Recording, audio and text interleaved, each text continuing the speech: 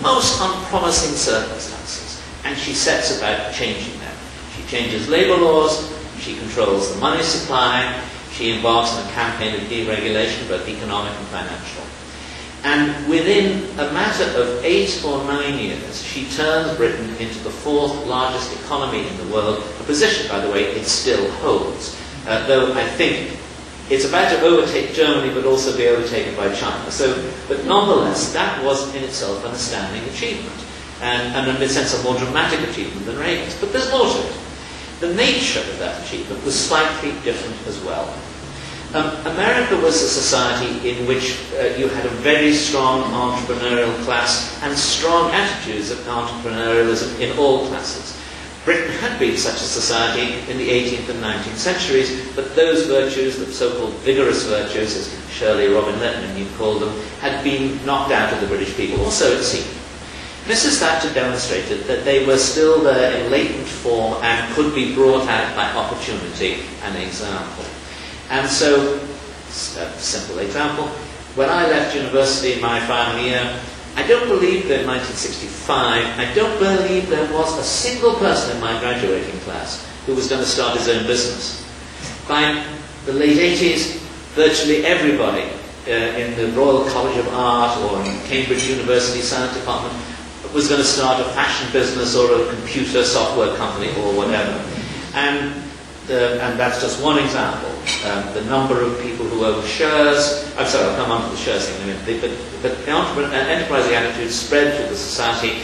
The number of small companies quadrupled in a very short time, and enterprise, so to speak, revived.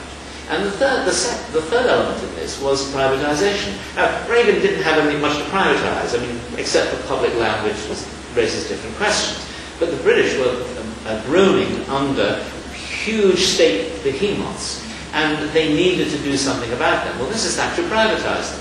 In doing so, she did a number of things, and also in a sense privatized public housing for the poor. She did a number of things. First of all, she created millions of people who for the first time had a stake in the society because they owned shares in companies. And the share owning went up from something like 7% to 40% of the British people in her time in office. Secondly, it forced companies to either adapt and meet the demands of the market or go under. As a result, companies like British Airways, which had been famously poor, became world-beating companies. And then finally, the society as a whole benefited from the fact that these companies were now yielding revenue rather than absorbing subsidies. And the whole society became more enterprising and more competitive in that way. And the final point, and this links her up more closely with Reagan, is that the nature of capitalism changed as a result of these changes. If you go back to the late 70s, capitalism in both our countries was a system of relatively large corporations, difficult to start a major steel company, corporations with more barriers to entry, both for companies and for individuals, and that's truer for England than for here, but it was true to an extent for here. Reagan and Thatcher took those economies and those societies. By financial deregulation, they created the opportunity for people to have access to capital who would never otherwise have had it. New kinds of companies were started. And an entire scientific revolution within capitalism took place, turning capitalism in Anglo-America from industrial capitalism to information capitalism, and creating a different kind of opportunity society. Now, that created enormous problems for, among other people, the Soviet Union. And I'll come on to that in a minute or two. But having said that when you look at the transformation of Britain, what it told, and by the way, the British exported privatization. It became a world-beating export for them. Because we did it first, our merchant banks knew how to do it. So they advised people all around the world.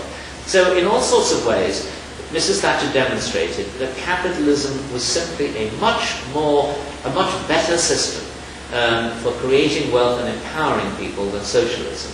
And that it left It could transform even a fairly obviously failing and bankrupt society like Britain into a world beater if it was pursued with courage and drive. Now to Reagan. Reagan,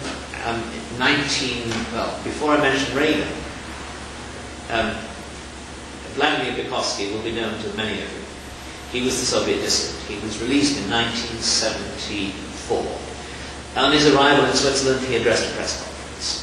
One of the first questions he was asked was, how many political prisoners remain in the Soviet Union, Mr. Vygotsky? And he said, 280 million. He said, 280 million. The guard who used to watch me through the cell door, he's a political prisoner. The KGB man who interrogated me, he's a political prisoner. They're all political prisoners, right up to the Politburo. Something, by the way, which was confirmed later when a Politburo member told Bob Conquest that he had actually read The Great Terror by flashlight under the bedclothes. Now, if even people at that level were not free, then nobody was free. Vygotsky said this, it was reported, he subsequently wrote an article about it.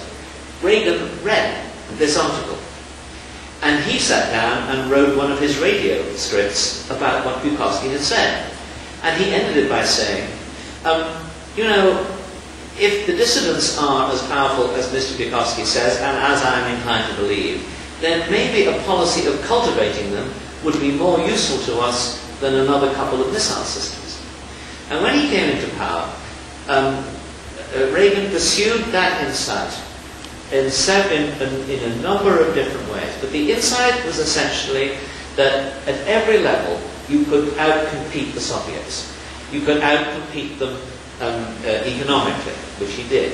You could outcompete them militarily, which he did with the Castle-Weinberger military buildup. You could outcompete them technologically, and that was one of the meanings of Star Wars. You could outcompete them, above all, psychologically.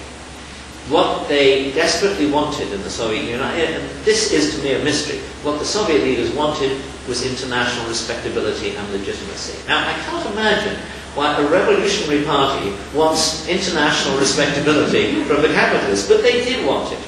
So Reagan took it away from them. He outcompeted them, as I may mention, in every other way, but one of the ways he did was he went and he made a speech saying that they were an evil empire. And when he spoke in the Westminster Parliament, he made a speech in which he said the days of communism are drawing to a close, it will shortly be thrown into the dustbin of history. At the time, if you remember, the establishments in the media, in politics, in diplomacy were completely baffled by these speeches. I mean, what was Reagan thinking of? He wasn't, after all, declaring war on the Soviet Union. In fact, at the time, America and Russia were negotiating at Geneva. So why was he making these speeches, essentially suggesting that the Soviets were illegitimate? Well, two groups of people knew. One group, of course, was the Politburo. They knew that their claims to legitimacy were slender, and they knew that if their people came to feel that they had nothing, well, no claims to legitimacy at all, their claim to legitimacy was, of course, an historical, philosophical claim invented by Lenin. But if they had no claims, their position would become weaker. And another group were the people in the Gulag. And the people in the Gulag will tell you that when those speeches were made, they began to be treated better by their guards. And the reason was that their guards had to face the possibility that one day there might be a trial, and they might be called up to answer for their actions. And so the Reagan speeches had tremendous impact on the dissidents, in the Gulag and out of it. A very moving story in Richard Reeves' biography. Reeves is a liberal, he's very critical of Reagan in certain ways, but also very admiring. He tells a story which I think brings tears to one's eyes, about Reagan receiving from, I think Bill Casey, gave him a tiny piece of rice paper on which, in handwriting so small, you needed a powerful magnifying glass to read it, a committee of women prisoners in the Gulag congratulating him on his re-election in 1984 and encouraging him to continue his policies. And Reagan was very moved by this and said, God damn it, it is an evil empire. And so it was. Now, in all these ways, in these three ways, Reagan, Thatcher and the Pope undermined the Soviets. And this, of course, by the mid-80s,